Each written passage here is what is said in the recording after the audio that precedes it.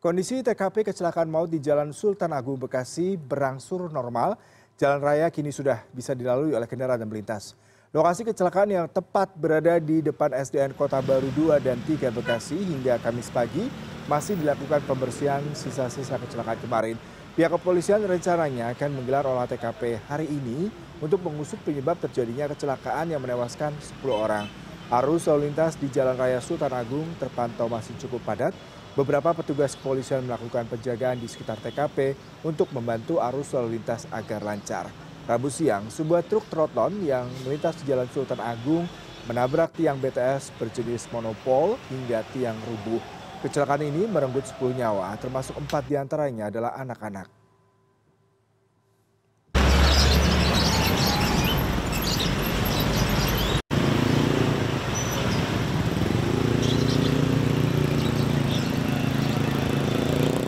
Kita tergabung dengan koresponden CNN Indonesia Edo Ekariski di lokasi kejadian di kawasan Jalan Sultan Agung, Bekasi.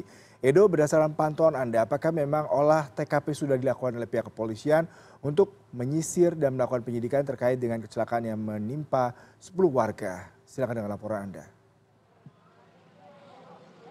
Ya, Yuda, langsung saja saya ajak Anda melihat proses olah TKP yang saat ini sedang berlangsung, di mana ada di sisi kanan saya atau di sisi kiri layar. Ini jalanan baru saja ditutup dan baru saja dibuka. Pihak Ditlantas Polda Metro Jaya sejak pukul 8:15 tadi memang tengah melakukan proses olah TKP di Jalan Raya Sultan Agung kilometer 28 ini, atau tepatnya di TKP terjadinya kecelakaan maut yang terjadi pada hari Rabu lalu.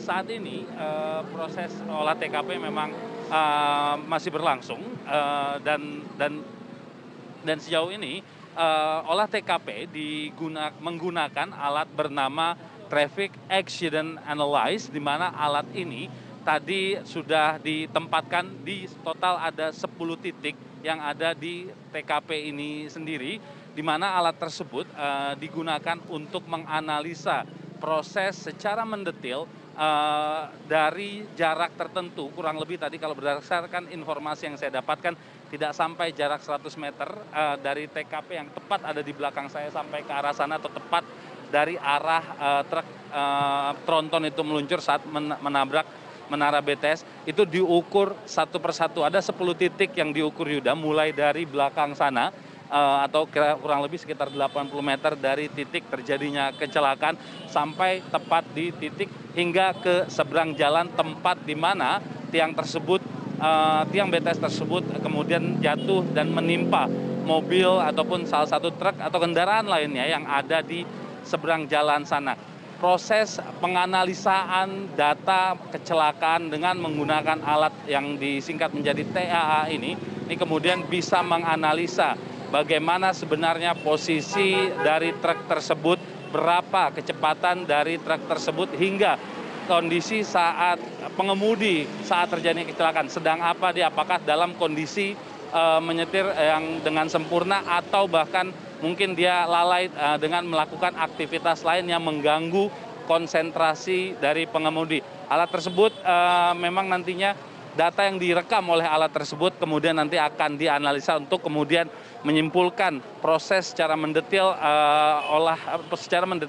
terjadinya kecelakaan maut yang merenggut 10 nyawa tersebut, Yuda. Pihak kepolisian saat ini masih ada di sini untuk melakukan proses olah TKP, dan di sekolah sendiri yang ada di samping saya ini sejauh ini sekolah diliburkan dan kemungkinan besar baru akan beraktivitas secara penuh pada hari Senin mendatang, karena memang TKP persis ada di depan sekolah dan nampaknya, Yuda, saat ini ada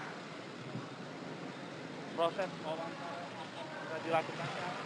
Anda ke sana untuk kemudian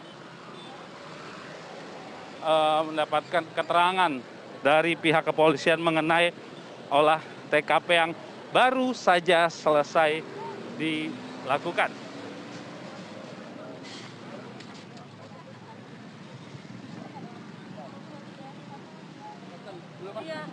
Kasih ya. Keringetan dulu, Pak. Oke, Pak. Baik Pak Edi, mungkin bisa disampaikan bagaimana proses olah TKP yang tadi berlangsung Pak? Oke. Terima kasih rekan-rekan, pada kesempatan pagi hari ini kami dari tim TAA Polda Metro Jaya bergabung dengan penyidik unit laka Polres Metro Bekasi Kota melaksanakan kegiatan olah TKP ya, kejadian laka lantas yang terjadi kemarin siang. Pada kesempatan ini selain melaksanakan pengukuran, kami juga melaksanakan kegiatan pengambilan video melalui alat 3D scanner. Ya, dengan alat 3D scanner ini nanti hasilnya yaitu berupa video rekonstruksi, ya, akan tergambar sebelum, sesaat, dan sesudah terjadinya kecelakaan lalu lintas.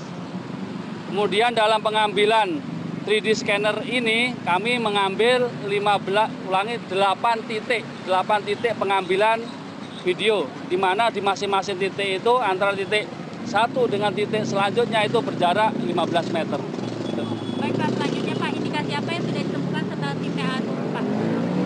Untuk sementara dari hasil pengambilan video ini Mbak, nanti kita akan kita olah dulu ya melalui aplikasi, nanti baru kelihatan oh ternyata seperti ini kronologisnya. Seperti itu Mbak. Berapa lama proses analisa dari hasil yang didapat? Paling cepat 1 kali 24 jam. Ya. Apakah hasil olah TKP hari ini nantinya akan menjawab secara keseluruhan Pak penyebab dari kecelakaan kemarin Pak? Ini nanti sebagai bahan pendukung, ya sebagai bahan pendukung saat pelaksanaan sidang di pengadilan.